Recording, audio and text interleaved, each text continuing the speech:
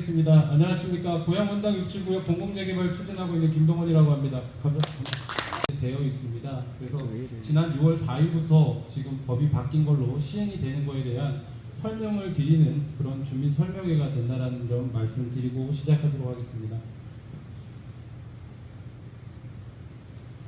아까 말씀드렸듯이 지금 이렇게 참석해 주신 분들 감사드리고요. 오늘 정보는 이제 여기 현장에서밖에 진행이 안 되고 있고 지금 우리 총무님께서 지금 유튜브로 찍고 계신데 그거를 참고해서 올려드리도록 하겠습니다.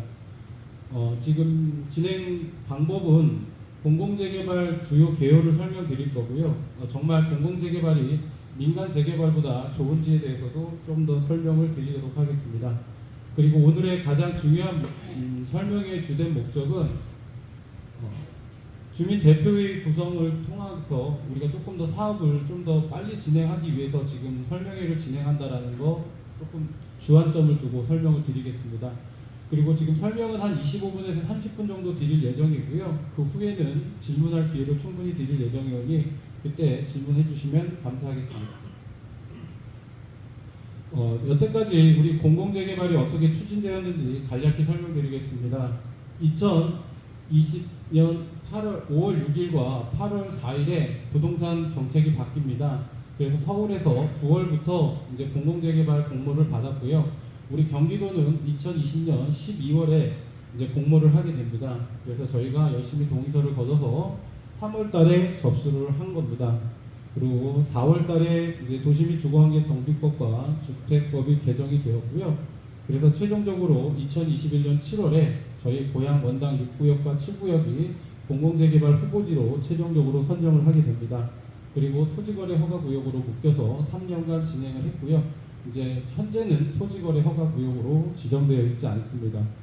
그리고 이제 준비를 하고 이때가 아마 코로나가 이제 막 이렇게 하고 있었던 상황이었습니다. 그래서 주민 설명회는 온라인으로 진행을 했었고요. 이제 어떤 분께서 저한테 그러더라고요. 공공재개발이 여태까지 뭘 했냐 하는데 공공재개발은 경기도 산하 단체인 경기주택도시공사가 추진을 하기 때문에 그냥 재개발을 하겠습니다라고 진행을 하는 것이 아닙니다.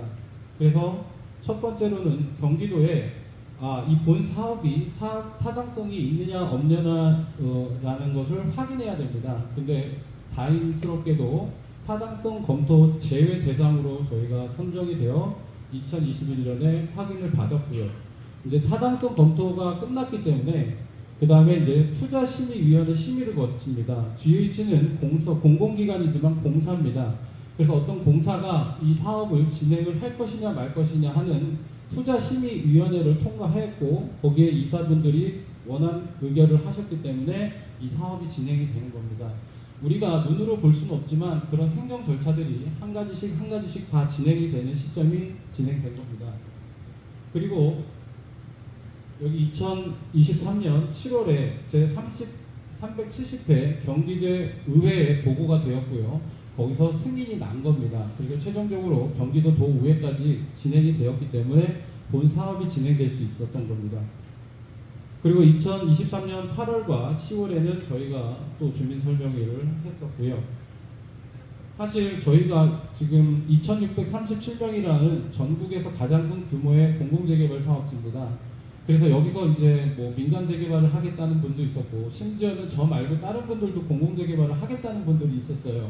그래서 사실은 GH에선 여기가 잘 협의가 돼서 주민들이 한 목소리로 갔으면 좋겠다라고 하면서 좀 시간을 들였던 것도 사실입니다. 근데 전반적으로 논의가 되지 못했기 때문에 저희가 2024년 8월에 선거를 통해서 주민대표위원장을 뽑자 이렇게 해서 선거가 진행됐고 거기서 제가 당선이 돼서 주민준비위원회가 구성이 된 겁니다. 당선된 다음에 바로 그 다음 날부터 시행하는 게 아니라 또 업무 협약을 하기 위해서 이런 절차들 어떤 문구를 넣을 거냐 이런 조율을 들어갔었습니다. 그래서 9월 27일까지 지금 8월 12일에 당선되고 9월 27일 날까지 저희가 논의를 해서 어떻게 진행되겠다라는 약정을 하게 됩니다. 내용을 정리를 하게 됩니다. 그래서 주민준비위원회의가 구성이 완료가 돼서 2024년 9월부터 이제 본격적으로 지금 추진되고 있다 이렇게 말씀을 드리면 되겠고요. 그 다음에 이제 회의가 구성이 되었기 때문에 정말 이제 2024년 11월 7일 날 경기주택도시공사와 주민준비위원회 간의 업무 협약 체결을 하게 됩니다. 그때부터 이제 본격적으로 진행을 하고, 그 다음에 2024년 12월 3일로 기억을 합니다. 원당교회에서 설명회를 통해서 그때부터 정비구역 지정 위반 제한을 위한 동의서하고 사업 시행자인 경기주택도시공사가 사업 시행자로 하는 동의서를 지금 걷고 있는 것입니다. 그리고 동의서는 제가 언론이나 인터넷에다 공지한 대로 원활하게 지금 잘 거치고 있다, 이렇게 말씀을 드리는 거고, 지금 사실은 2025년 4월에도 저희 GH에서 저희를 위해서 설명회를 해주셨습니다. 그 자료를 토대로 조금 더 설명을 드리도록 하겠습니다. 그러면 저는 왜 민간 재개발을 하지 않고 공공 재개발을 하는지에 대한 당위성이라고 할까요? 그걸 좀 더 설명드리겠습니다. 가장 중요한 거는 뭐 전문성, 투명성, 관리감독 강화, 뭐 허브의 주택도시기금 뭐 이런 것보다 가장 중요한 게 저는 이거라고 봅니다. 지금 조합이나 추진위를 설립하지 않습니다. 조합을 설립하는 데만 해도 시간이 대단히 많이 걸리고 또 조합의 운영에 문제들이 여러 가지 있기 때문에 조합이 없어야 오히려 사업을 좀 더 빨리 간다. 근데 우리는 조합 대신에 누가 조합을 역할을 하냐면 경기주택도시공사가 사업 시행자이기 때문에 조합 역할을 하는 것입니다. 그러면 경기주택도시공사를 왜 조합으로 인정을 하냐면 그분들은 전문성을 갖고 있습니다. 그리고 개인의 사적 이익을 취하지 않기 때문에 투명성을 담보할 수 있습니다. 저번에 4월 달에도 설명을 드렸지만 여기 처장님께서 오셔서 그런 말씀도 하셨죠. 만약에 우리가 사업을 진행하다가 어떠한 문제가 생기면 우리는 경기도 감사실에 민원을 넣으면 그쪽에서 해결을 하게 되어 있습니다. 하지만 일반 민간 조합에서는 어떠한 문제가 일어났을 때 뭐 이사나 대의원에서 그거를 쉽게 말하면 약간 숨기고 가면 그걸 찾아내기가 대단히 어렵다라는 말씀입니다. 그래서 앞으로 경기주택도시공사가 본 사업을 진행함에 있어서 조금이라도 조금 이상한 부분이 있다라면 그거는 다 질문을 하고 진행을 하겠다라는 말씀을 드립니다. 그래서 추진위 구성함에 있어서 추진위나 조합 설립이 없기 때문에 당연히 속도는 대단히 빨라질 것입니다. 그 다음에 가장 또 중요한 장점 중에 하나가 이겁니다. 공사비 기성 지급이라는 게 조금 용어가 어려운데요. 공사비 기성물이라는 건 뭐냐면 공사가 진행될 때마다 GH에서 자금을 먼저 선투입을 해서 결제를 한다는 내용입니다. 그러다 보니까 시공사들이 여기 공공재개발에 입찰하는데 대단히 좋아하고 있습니다. 그러다 보니까 우리가 저번에도 제가 설명드렸는데 민간 재개발에서 1,000만 원에 지을 거를 우리는 850만 원에 지을 수 있는 사람들만 들어와라, 이렇게 해서도 진행할 수 있습니다. 그렇기 때문에 우리 주민들께서는 상당한 이익들이 있다라고 보시면 되겠고, 아마 대표적인 언론에서 본 우리 민간 재개발의 문제점 중에 가장 컸던 데가 둔촌 주공 사태를 아마 보셨을 겁니다. 둔촌 주공에서 공사비 문제 때문에 복잡해지니까 심지어 타워 크레인을 빼버리는 문제까지 발생이 됐어요. 그래서 제가 알기로는 각 세대마다 1억 6천 정도의 비용이 더 지급이 됐고, 지금 대조 1구역이라고 가까운 은평구만 보셔도 마찬가지입니다.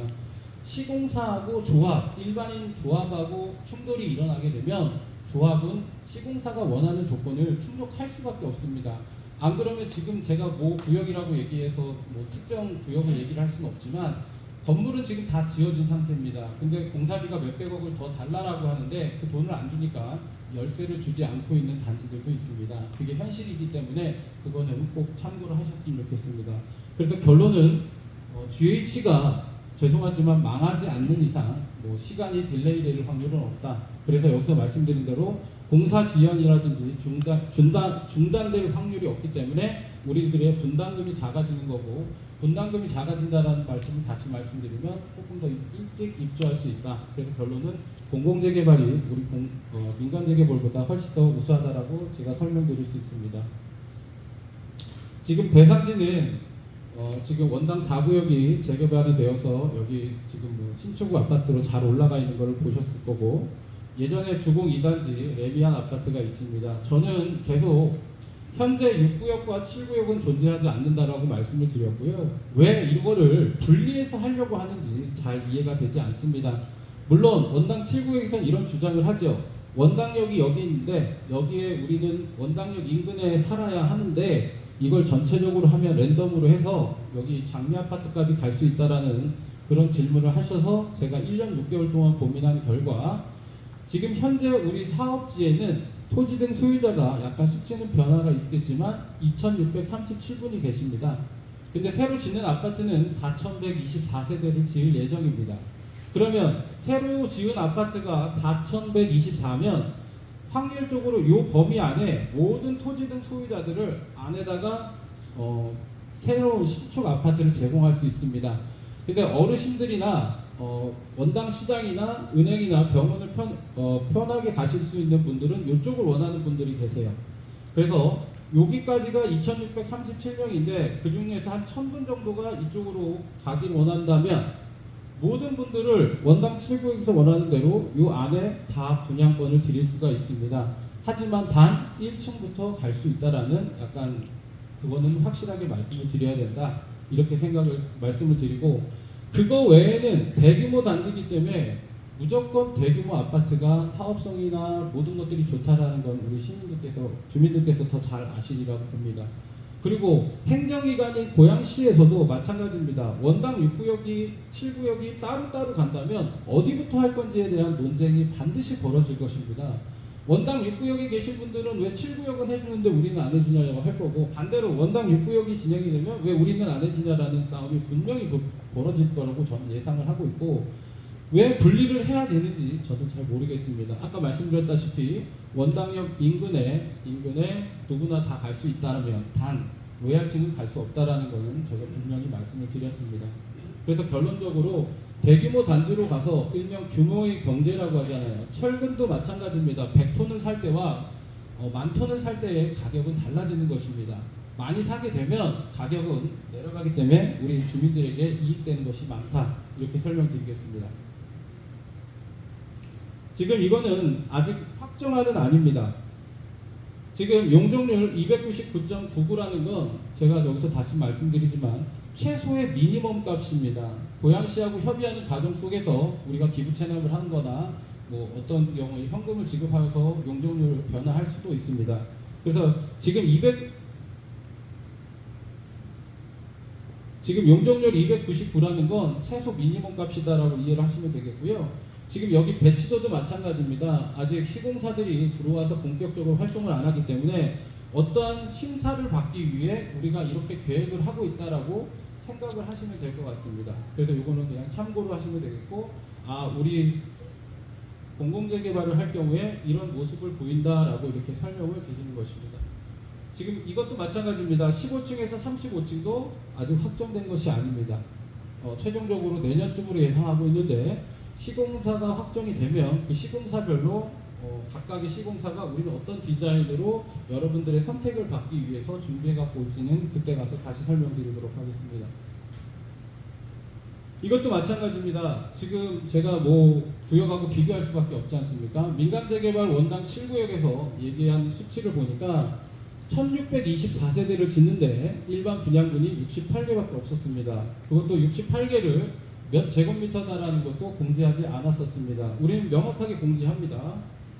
지금 토지 등 소유자가 2,637인데 이거는 약간의 변동성이 일어날 수 있다라고 말씀드렸고, 결론은 일반 분양분이 598입니다. 근데 일반 분양분 598이 중요한 게 아니라 25평 104개, 74.9가 30평이라고 보시면 됩니다. 30평은 80개, 그 다음에 35평, 85제곱미터 미만이 414입니다. 이거는 다시 얘기하면 우리는 25평, 30평, 35평이 주된 거고 그게 일반 분양분이 598이라는 말씀인 거예요. 그러면 숫자를 일반 분양분을 늘리겠다라고 하면 이걸 더 쪼개기 하면 숫자는 늘어날 수 있습니다. 그거에 대한 대표적인 예가 여기 있습니다. 지금 이거는 뭐냐면 우리가 법정 한도 용적률이 여기까지가 진행이 되는데 이제 요만큼을 250에서 300까지 50%의 용적률이 늘어나는 것입니다. 그러면 용적률이 늘어난 거에 절반은 일반 분양분이고 절반은 임대를 주게 되어 있습니다. 근데 여기서 궁금한 게 나오죠. 공공분양은 248이고 공공임대는 248인데 그럼 이걸 더하게 되면 496세대가 나옵니다. 그런데 여기는 359세대잖아요. 그건 왜 그러냐면 연면적을 기준으로 하기 때문에 그래요. 그러니까 결론은 뭐냐면 여기처럼 이렇게 숫자가 작은 평수를 만들면 여기만 해도 496개를 만들 수 있는 겁니다. 근데 우리는 디자인을 할 때 25평, 30평, 35평으로 디자인을 했기 때문에 496세대를 만든 게 아니라 359로 세대수를 낮춘 겁니다. 세대수가 늘어나면 그만큼 주차장 용지라든지 다양함도 늘어나기 때문에 이렇게 조절을 했다. 다시 말씀드리지만 이건 아직 확정된 안은 아닙니다. 참고하시라고 설명드린 겁니다. 예, 오늘 본격적인 내용이 이것입니다. 다시 설명드리고 또 다시 말씀을 드릴 겁니다. 이거를 꼭 이해하고 가셔야 되는데, 아까 말씀드렸다시피 우리 공공재개발은 조합이 없고 주민대표회의를 구성해서 이 사업을 추진하게 됩니다. 그런데 이번에 6월 4일날 시행령이 변경된 내용이 어떤 내용이냐? 주민대표회의를 구성하는 건 도시 및 주거환경정비법에 보면 제47조에 나옵니다. 이제 도시정비법이나 도시 및 주거환경정비법을 약칭한 게 도시정비법이고 더 약칭하면 도정법이라고 얘기를 하는 것입니다. 제47조에 보면 주민대표회는 어떻게 구성하냐? 1항에 토지 등 소유자가 시장 분수 등 또는 토지주택도시공사, 이게 지금 GH를 말하는 것입니다. 토지주택도시공사 등이 사업 시행을 원하는 경우에는 정비구역 지정 고시 후 주민대표회의를 구성하여야 한다라고 되어 있었습니다. 그러니까 뭐냐면 여태까지는 정비구역이 지정되어야만 주민대표회의를 구성할 수 있었습니다. 그런데 개정 24년 12월 3일날 개정이 되었고요. 시행은 25년 6월 4일날부터 어떻게 바뀌었냐면, 이게 우리한테 좋은 점인데요. 다만 제26조 사항에 따라 협약 등이 체결된 경우에는 정비구역 지정 고시 이전에도 주민대표회의를 구성할 수 있다 이겁니다. 그러니까 기존에는 정비구역을 지정을 하고 나서 주민대표회의가 구성이 되었습니다. 하지만 지금은 정비구역 지정 전에라도 주민대표회의를 구성할 수 있기 때문에 그게 제가 보기에는 짧게는 한 6개월, 길게는 한 8개월 정도를 앞당긴다라는 말씀이에요. 그래서 오늘 설명회가 진행이 되는 것입니다. 그래서 결론은 도시 및 주거환경정비법 제26조 4항 개정에 따라서 정비구역 전에도 주민대표회의 구성이 가능하다라고 이거를 해석하시면 될 거고요. 그러면 이거를 구성하려면 어떻게 해야 되냐라는 설명이 제26조에 나오게 되어 있습니다. 여기 어떻게 나오냐면 제26조 4항에 보면 토지주택 도시공사 등과 재개발 또는 재건축 준비 추진을 필요한 사항에 대하여 협약 또는 계약 등을 체결하는 자는 김동원입니다. 그래서 김동원이 대통령령으로 정한 절차를 거친 사실을, 대통령령으로 정한 절차라는 게 이 주민설명회가 되겠습니다. 주민설명회를 거친 시장 군수 등에게, 그래서 지금 오늘 설명회한 거를 고양시장님한테 저희가 확인을 받습니다. 그래서 확인을 받은 후 대통령령으로 정하는 비율 이상, 이게 전체 토지 등 소유자의 30%입니다. 다시 좀 더 쉽게 말씀드리면 주민설명회를 한 다음에 고양시 지자체에 확인을 받고 그 다음에 대통령령으로 전한 토지 등 소유자의 30%의 동의를 받으면 제1항에 따른 사업 시행자 지정 이전에도 협약을 체결할 수 있다. 그러니까 여기서 말씀드리는 사업 시행자라는 건 경기주택도시공사가 되겠습니다. 그래서 요거를 조금 더 쉽게 설명을 드리면, 주민설명회를 개최를 하고 협약을 하기 위한 동의서 30% 진구가 되면 협약 체결이 된다. 이렇게 해석을 하면 되겠습니다. 그 다음에 이것입니다. 지금 뭐 일부에서 또 이런 얘기를 하죠. 사실은 2021년 3월에 GH에 접수한 사람은 접니다. 근데 접수를 할 당시에 저는 공동 시행 방식으로 접수를 했습니다. 솔직하게. 조합과 GH가 같이 하는 공동 사업 방식으로 접수를 했는데, 그때 당시에 솔직하게 GH도 몰랐고 저도 몰랐습니다. 저희는 추진위원회나 조합이 없었습니다.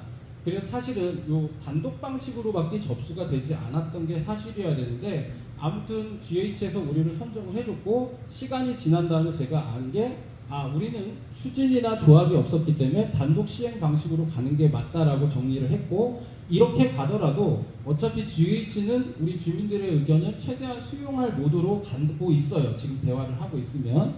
그리고 이거는 명확합니다. 우리가 어떤 걸 요구하는데 GH가 안 들어주면 그건 함께하기 어렵지 않을까요? 그리고 GH에서 안 들어줄 일도 없다, 이렇게 생각을 합니다.